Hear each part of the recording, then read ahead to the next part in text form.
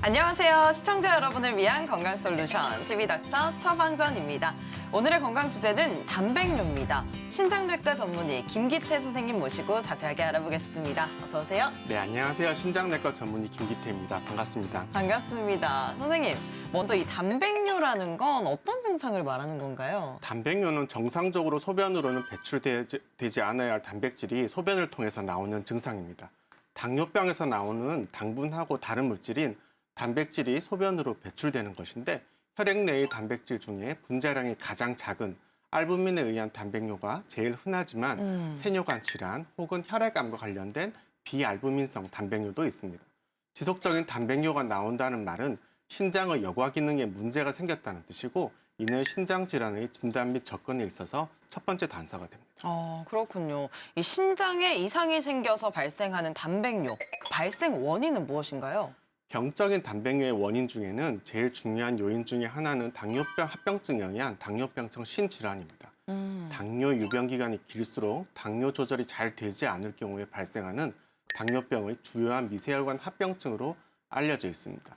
그 다음으로는 사구체 신염, 신증후군에 의한 단백뇨, 또 신부전이나 고혈압, 간질환, 감염 등과 같이 타장기의 질환으로 인해 발생하는 2차적 원인의 단백뇨도 있습니다. 네. 반대로 질병이 아닌 경우에도 단백뇨는 발생할 수 있습니다.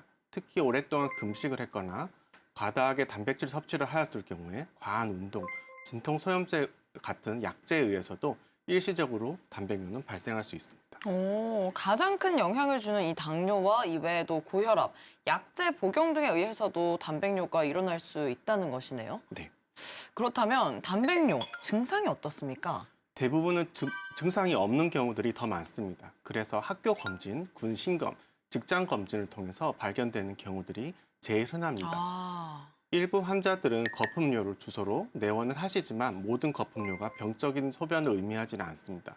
아침 농축료이거나 요의 산도에 따라서는 거품료가 발생할 수도 있기 때문입니다. 네. 증상이 생기는 단백뇨의 경우에는 하루 3.5g 이상의 단백뇨가 나오는 신증후군에서 흔하게 발생하며 이 경우에는 누른 자국이 그대로 남아있는 중증의 함뇨 부종이 발생하고 체중이 많게는 10kg 이상 들고 때로는 소변량이 줄기도 합니다.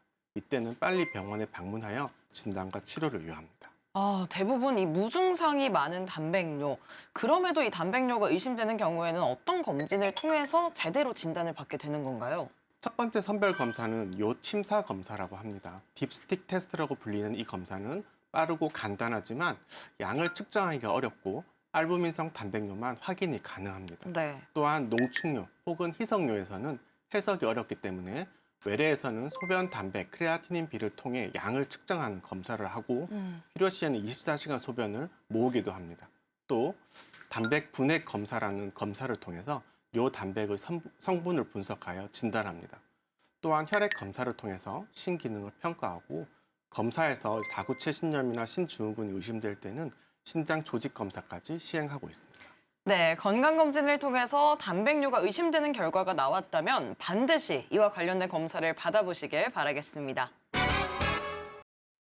똑똑쌤 도와주세요. TV닥터 처방전, 지금부터는 개인 맞춤형 처방전을 받아보도록 하겠습니다. 첫 번째 사례자부터 만나볼게요. 안녕하세요. 남편이 건강검진을 했는데요. 단백뇨가 의심된다는 소견이 있었어요. 단백뇨라는 게 단백질이 소변으로 빠져나가는 거죠? 그럼 단백질을 그만큼 충분히 보충해줘야 하는 건가요? 어떻게 관리할지 모르겠어요. 라는 사연을 보내주셨습니다. 굉장히 걱정이 될 것 같아요. 단백뇨가 있다면 소변으로 이 단백질이 빠져나가는 건데 빠진 만큼 무조건 보충이 되어야 될 것 같다는 생각이 든단 말이죠. 그렇다면 어떻게 보충을 해주는 게 좋은 건가요? 단백뇨가 있으면 소변으로 단백질이 빠져나가니까 당연히 단백질 섭취를 충분히 해야 한다고 생각하기 쉽습니다. 하지만 이러한 방법들은 혈액 내의 단백질 합성이 증가되면서 단백뇨를 더 악화시키는 요인이 되고 이는 신장에 부담으로 작용할 수 있습니다. 특히 운동을 하면서 최근에 다이어트 목적으로 단백질 보충제나 지나친 고단백 식이를 할 경우에는 신장 질환이 있는 환자들에게는 독이 될 수 있습니다. 반대로 고령의 노인 환자에서 단백뇨가 나온다고 해서 지나치게 단백질을 제한하게 되면 필요한 영양소 섭취가 안 돼서 영양 부족으로 이어질 수 있기 때문에 원인 질환과 환자 상태에 따라서 단백질 섭취를 다르게 해야 할 필요가 있습니다. 다만 식물성 단백질인 두부, 콩 등으로 만든 음식의 경우에는 충분한 양을 섭취하더라도 실제 혈액 내의 단백질로 전환되는 비율이 낮고 단백질의 영양소 및 비타민이 충분하기 때문에 제한을 두고 있지는 않습니다.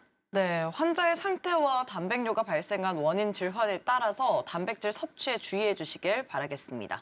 두 번째 사례 만나볼게요. 안녕하세요. 현재 저는 임신 9개월 차입니다. 막달을 앞두고 검사를 하고 나왔는데 소변 검사에서 애매한 수치가 나왔어요. 단백뇨일 가능성이 있고 그러면 임신 중독증일 수도 있다는데 너무너무 걱정됩니다. 라는 사연 보내주셨는데 굉장히 고민이 크실 것 같아요. 이 단백뇨와 임신 중독증 어떤 관련이 있나요? 임신 중독증은 임신 중에 발생하는 위험한 부작용 중에 하나로 고혈압, 단백뇨, 시야장애, 양수양 감소가 발생하는 질환입니다. 네. 그래서 저희가 산전 검사를 할 때 빈번하게 소변 검사를 시행해서 단백뇨 여부를 확인합니다. 사연의 경우에는 임신 중독증이라는 단백뇨인 가능성이 있는 것으로 고민이 되고요. 정확한 진단을 받아봐야 되겠지만 고혈압, 당뇨 등 기존 질환 관리가 필요해 봅니다. 만약에 임신 전에 단백뇨가 나온다면 반드시 신장내과를 방문해서 그 위험도를 평가할 필요가 있습니다.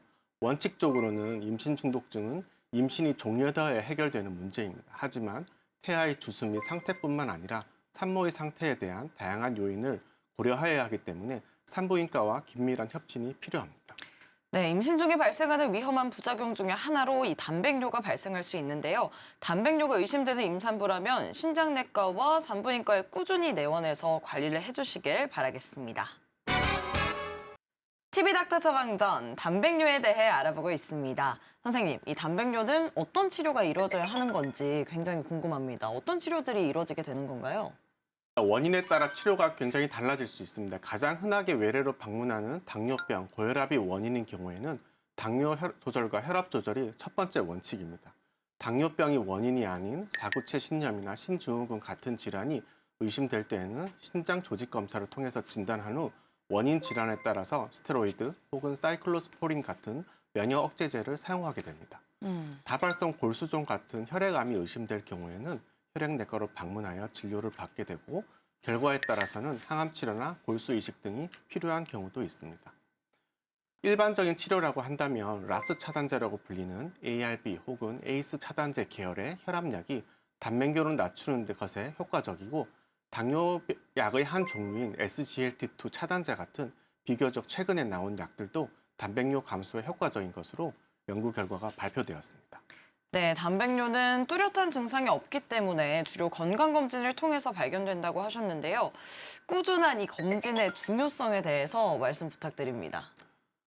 제일 중요하다고 생각되는 것은 검진입니다. 국가검진, 학교검진, 직장검진을 통해서 단백뇨가 의심된다면 빨리 신장내과를 방문하여 비교적 간단하게 소변검사 및 혈액검사를 통해서 진단하는 것이 중요하겠습니다. 두 번째로는 일반 건강한 성인도 지나친 고염, 고단백질의 섭취는 신장 질환의 발생뿐만 아니라 신장 자체에 부담을 줄 수가 있습니다. 특히 진단되지 않은 신장 질환이 있거나 당뇨 같은 위험 인자가 있는 환자의 경우에는 고염, 고단백 식이는 신기능을 빠르게 악화시키는 요인이 될 수 있습니다. 또 예전에는 하루 8잔 이상의 물을 먹는 것이 신장에 도움이 된다는 이야기들이 많았습니다만 네. 최근 신장내과에서는 탈수, 조영제 사용 같은 특별한 상황이 아닌 경우에는 일반적으로 수분 섭취를 권장하지는 않습니다. 필요한 만큼, 목 마르신 만큼 마시도록 권유를 하고 있고 오히려 과도한 염분 섭취가 동반된 상황에서 필요 이상의 수분 섭취는 해가 될 수 있음을 기억해 주시면 좋겠습니다. 네, 알겠습니다. 단백뇨와 관련해서 꼭 기억해야 할 처방전 정리해 드립니다.